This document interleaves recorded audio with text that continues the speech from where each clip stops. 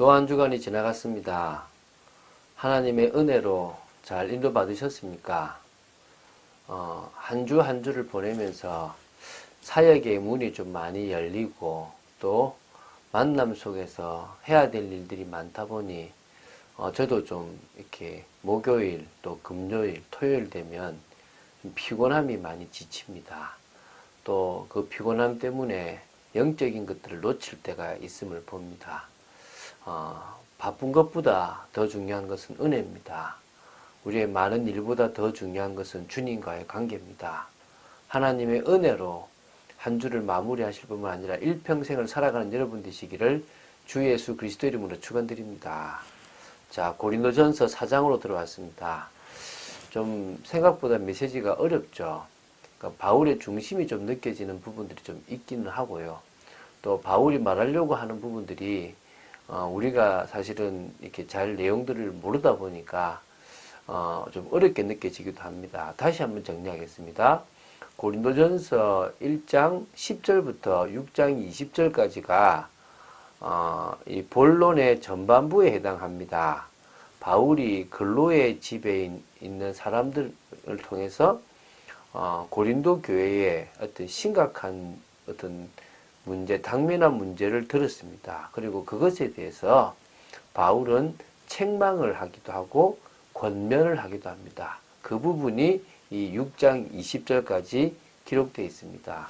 또 요 본론부의 전반부를 또 두 개로 나눌 수 있습니다. 그게 뭐냐면 1장 10절부터 4장 21절까지가 나오고 5장부터 6장까지가 이제 뭐냐면 이제 두 번째 또 이제 전반부의 1번, 2번이 될 수 있는 거거든요.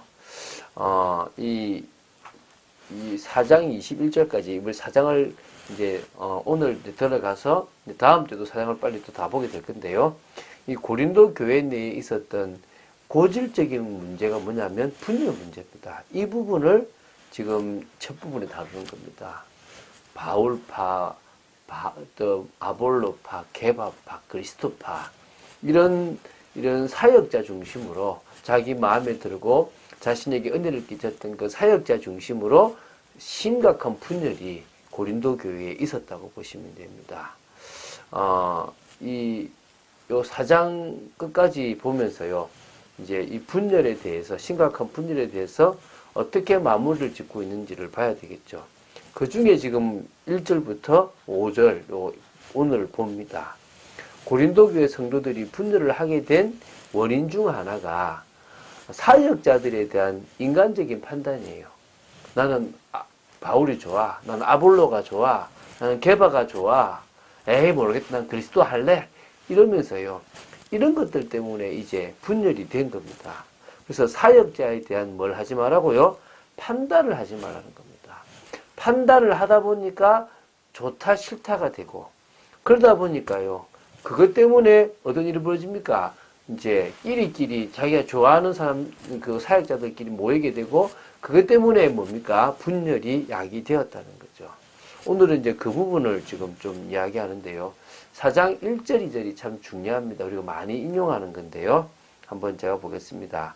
사람이 마땅히 우리를 그리스도의 일꾼이요 하나님의 비밀을 맡은 자로 여길지어다. 그리고 맡은 자들에게 구할 것은 충성이니라. 자, 잘 보십시오.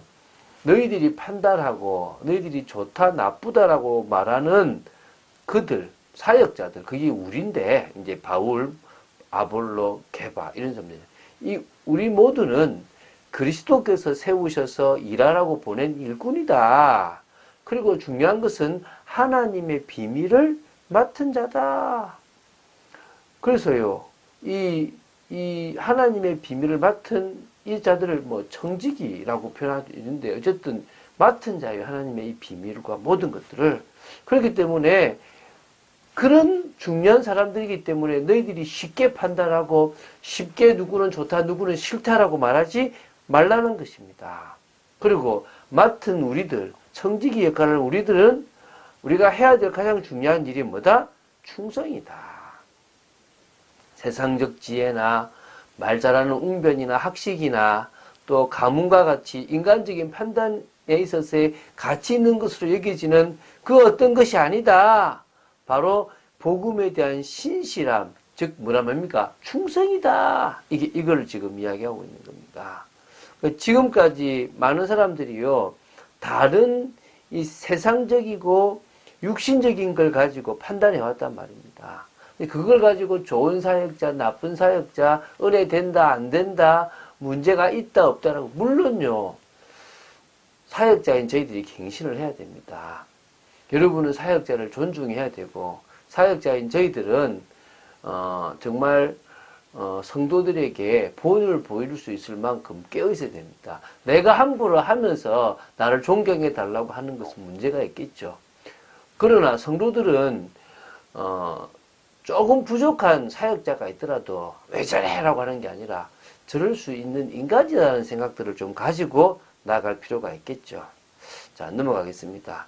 너희에게나 다른 사람에게나 판단받는 것이 내게는 매우 작은 일이라.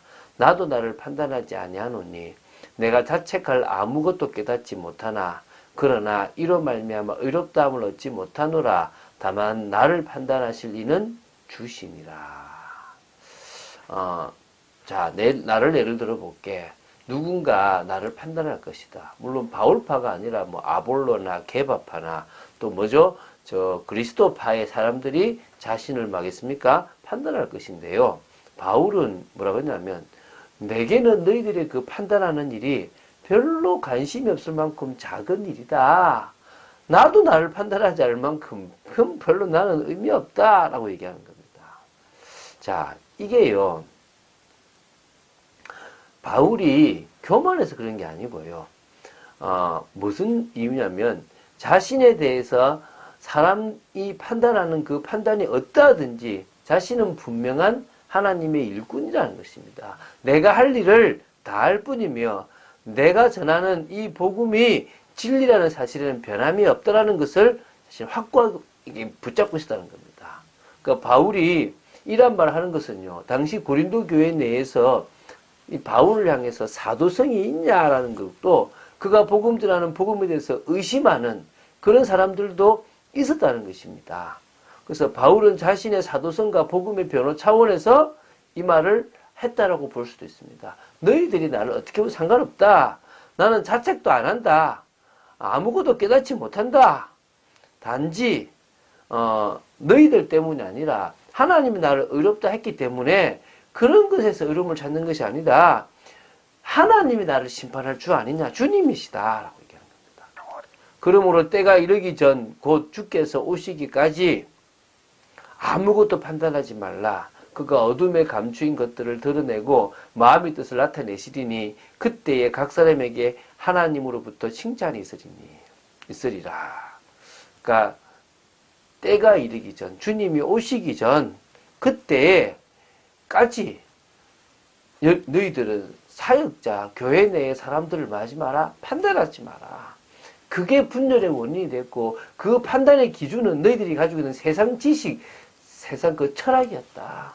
그래서 우리는 하나님의 지혜 속에 있고 하나님의 눈으로 바라본다면 판단할 대상이 아니라 같이 동력할 대상이고 같이 인도받을 축복된 사람들인데 너희 지금 어리석다. 그 분열의 원인이 판단이고 그 판단은 세상 지식에 있다. 그걸 다 버리자.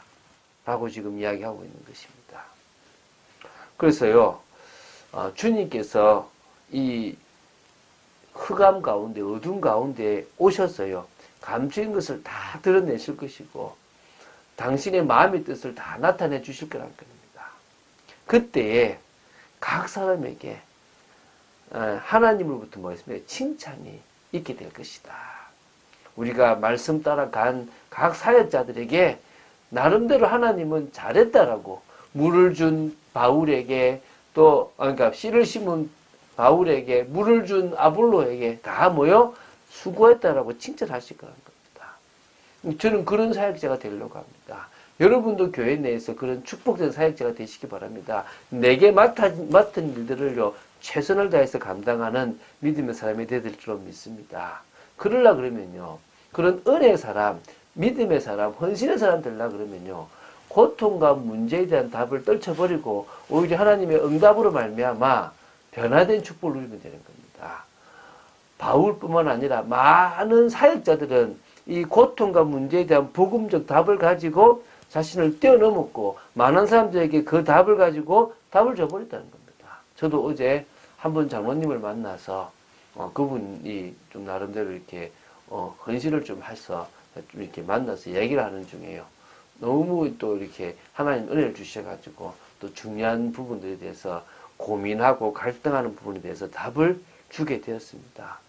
참 감사한 인생이더라고요. 제 인생이 사람을 살리고 사람에게 축복하고 그 사람에게 힘을 주고 전화로도 어제 누구와도 대화도 하고 얼마나 감사한지 몰라요. 제 문제, 고통 또 제 인생의 문제에 대한 답이 나니까 그것 때문에 불신앙하지도 않고 흔들리지도 않습니다. 저는 그런 사역자입니다. 물론 연약하고 부족한 것이 많습니다. 어제도 그분 장로님이 목사님보다 사모님이 훨씬 좋아서 목사님하고 있다. 뭐 목사님을 한 번씩 본다. 이렇게 얘기하더라고요. 그래. 저는요. 저희 이렇게 제 부족한 부분들을 아내를 통해서 많이 배웁니다. 물론 신앙은 제가 더 낫겠죠. 그러나 제가 남을 대할 때나 이럴 때 저도 모르는 이 문제들이 참 많았거든요. 그리고 그런 것들을 주님이 복음 속에서 치유하고 회복시켜 나가시는 것들을 저는 보고 있습니다. 자, 지금 이제 다음 주에 4장을 마무리 지을 건데요. 거기서 그 분열의 원인, 판단, 그 판단이 기준이 뭐요? 세상적인 지식, 지혜, 이런 것들에 대해서 우리가 다 벗어버리고 그것이 중요한 것이 아니라 복음 안에서 하나님의 지혜, 하나님의 능력으로 충만해야 될 줄로 믿습니다. 그런 축복을 누리고 내일 예배의 축복을 누린 여러분 되시기를 주 예수 그리스도 이름으로 축원드립니다. 주는 그리스도시요 살아계신 하나님의 아들이심을 고백합니다.